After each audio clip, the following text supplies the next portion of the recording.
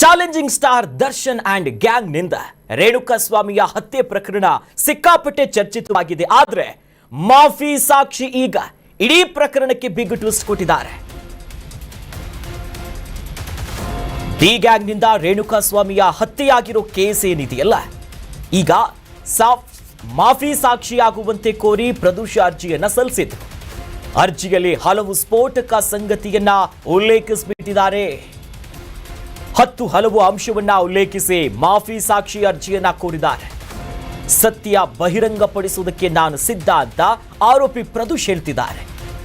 ಅರ್ಜಿಯಲ್ಲಿ ಪ್ರಮುಖ ಅಂಶಗಳಿದೆಯಂತೆ. ಆರೋಪಿಯ ಮನದ ಮಾತುಗಳೀಗ ಆಚೆ ಬರ್ತಾ ಇದೆ. ಅಪ್ರೂವರ್ ಆಗಿ ನಾನು ಆರೋಪಿ ಅಂತ 14ನೇ ಸ್ಥಾನದಲ್ಲಿದ್ರು, ಸದ್ಯ ನಾನು ಅಪ್ರೂವರ್ ಆಗ್ತೀನಿ, ನನ್ನ ತಪ್ಪುಗಳನ್ನ ಹೇಳ್ಬಿಡ್ತೀನಿ, ಇಷ್ಟು ದಿನಗಳ ಕಾಲ ಎದೆಯಲ್ಲಿ ಇಟ್ಕೊಂಡಿರುವಂತ ಎಲ್ಲ ಅಂಶಗಳನ್ನ ನಾನು ಕಕ್ತೀನಿ ಅಂತ ಮುಂದೆ ಬಂದಿದ್ದಾನೆ. ಕಾನೂನಾತ್ಮಕ ಆಪ್ಷನ್ ಇರೋದು ಮಾಫಿ ಸಾಕ್ಷಿಯಾಗಿ. ಸ್ವಲ್ಪ ಮಟ್ಟಿಗೆಲ್ಲೋ ಒಂದು ರೀತಿ ಈ ಕ್ಷಮಾದಾನ, ನ್ಯಾಯ, ಕಠಿಣಾತಿ ಕಠಿಣ ಶಿಕ್ಷೆ ಬದಲು ಒಂದು ಕಠಿಣ ಶಿಕ್ಷೆ ಸಿಗುತ್ತೆ. ಆ ನಿಟ್ಟಿನಲ್ಲಿ ಅರ್ಜಿ ಸಲ್ಲಿಸಿದ್ರು. ಅದರಲ್ಲಿ ಪ್ರಮುಖ ಅಂಶಗಳು ಉಲ್ಲೇಖ ಆಗಿದೆಯಂತೆ. ಸತ್ಯಗಳನ್ನ ಹೊರಗೆ ಬಿಟ್ಟಿದ್ದಾರಂತೆ. ಏನೇನಾಗಿತ್ತು ಅನ್ನೋದ್ರ ಬಗ್ಗೆ. ಹಲ್ಲೆಯನ್ನ ತಡೆಯೋದಕ್ಕೆ ಪ್ರಯತ್ನಿಸಿದಾಗ ಪ್ರದೋಷ ಇದನ್ನ ಕೂಡ ಉಲ್ಲೇಖ ಮಾಡಿದ್ದಾರೆ. ನಾನು ಹಲ್ಲೆ ಆಗ್ತಿರೋ ಸಂದರ್ಭದಲ್ಲಿ ತಡೆಯೋದಕ್ಕೆ ನೋಡಿದೆ ಅಂತ.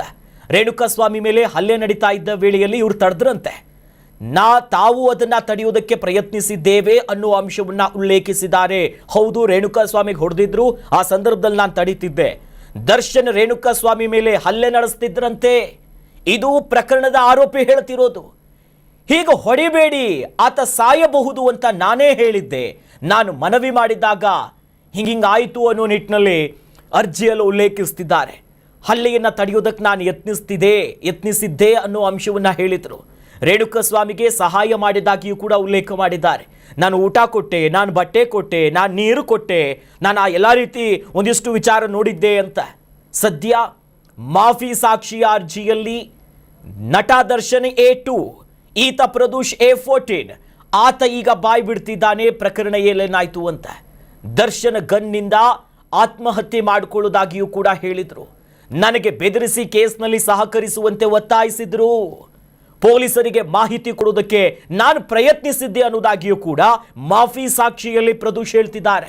ಹೀಗೆ ಹಲವು ಅಂಶ ಇದೆ. ಹೊಡಿತಿದ್ರು, ನಾನು ಹೊಡಿಬೇಡಿ ಅಂತೆ. ಮಾನವೀಯತೆ ದೃಷ್ಟಿಯಿಂದ ಆತ ಸತ್ತೋಗ್ತಾನೆ ಅಂತ ನಾನು ಹೊಡಿಬೇಡಿ ಅಂತ ಹೇಳಿದೆ. ದರ್ಶನ್ ಅವರು ಹೊಡಿತಾ ಇದ್ರು. ನಂತರದಲ್ಲಿ ಆತನಿಗೆ ಊಟ, ನೀರು, ಬಟ್ಟೆಯನ್ನ ನಾನು ಕೊಟ್ಟಿದ್ದೆ ಅಂತ. ಆ ಗ್ಯಾಂಗಿನಲ್ಲೇ ಗುರುತಿಸಿಕೊಂಡಿರುವಂತ ಪ್ರಕರಣದ 14ನೇ ಆರೋಪಿ ಪ್ರದೋಷ್ ಈಗ ಅಪ್ರೂವರ್ ಆಗಿದ್ದಾನೆ. ಆತನ ಮಾಫಿ ಸಾಕ್ಷಿಯ ಅರ್ಜಿಯಲ್ಲಿ ಉಲ್ಲೇಖ ಆಗಿದೆ. ಇದು ಇಡೀ ಕೇಸಿನ ಪ್ರಕರಣವನ್ನು ತಿರುಗಿಸ್ತಾ ಇದೆ.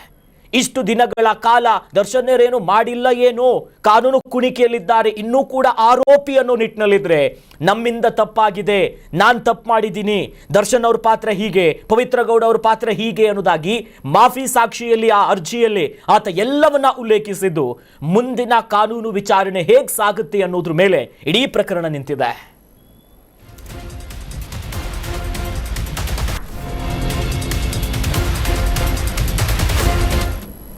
ಕರ್ನಾಟಕ ನ್ಯೂಸ್ ಬೀಟ್ ಫಾಲೋ ಮಾಡಿ, ಸಬ್ಸ್ಕ್ರೈಬ್ ಮಾಡಿ.